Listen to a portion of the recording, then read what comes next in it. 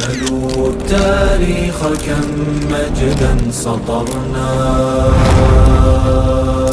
على صفحاته وبه تغنى. الحمد لله په داسې یو سیمینار کې و در اوایل جا دارد که از نهاد کلمات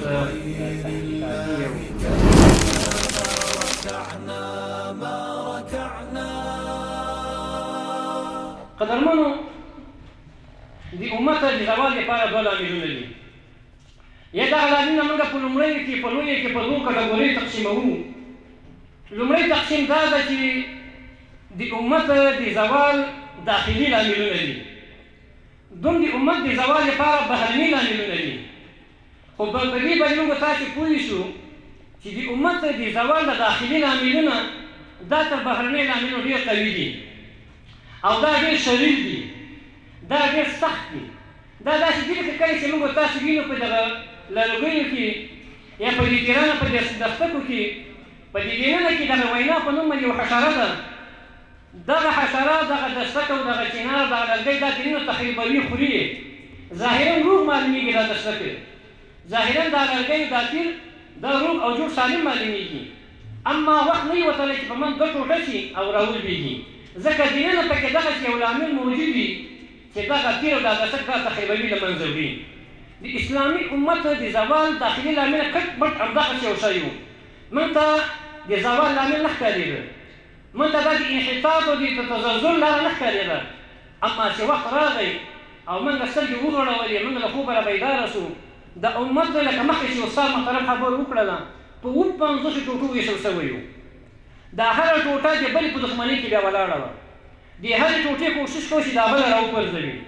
دا هر یو په دې کې چې خپل واک او اقتدار ترلاسه کړي ولو که له کافر نه مرسته وغواړي. دغسې حالت د امت راغی.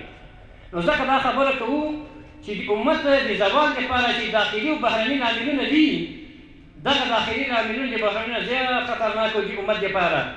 دغه داخلي لاملونه څه شی دي؟ راځو یو یې ووایو په مختصر شکل باندې. لومړی لامل چې د امت تباهي ته ټیل واهه هغه اختلاف و. الله تعالی موږ تاسو ته امر کوي، وایي چې واعتصموا بحبل الله جمیعا ولا تفرقوا. وایي تاسو د الله په دین باندې منګولې ولګوئ، د الله په دې رسۍ باندې منګولې ولې به تفرقه مه کوئ. موږ د الله تعالی د دې حکم خلاف موږ په خپلو کې اختلاف شروع کړ. دغه اختلاف یوازې سیاسي اختلاف نه و، دا یوازې سمتي اختلاف نه و، دا یوازې مذهبي اختلاف نه و، بلکې په دې کې د اختلاف ټول ابعاد او ټول نواحي دا راجمع شوي وو. لومړی مذهبي اختلاف، دا امت دا واحد امت ده، ان هذه امتكم امه واحده. الله وایي دا واحد امت ده. خو کله چې مسلمان د خپل وحدت په طور باندې ووهه، دوه ټوټې یې کړ، د امت زور او قوت دا لاړه. الله تعالی فرمایي چې ولا تنازعوا فتفشلوا وتذهب ريحكم. تاسو خپل کې منازعه او مشاجره جنګ او جدل مه کوئ. که چېرته مو وکړه الله وایي چې فتفشلوا وبم پاشه مسله ټیټه فرق به وکړ وتذهب ريحكم، او تاسو ټول باد او قوت دا بدله ولاړ شي. همغه حالت راغی. وبه تغنى تهاب الأسد وطأتنا لأننا لغير الله كلا ما ركعنا.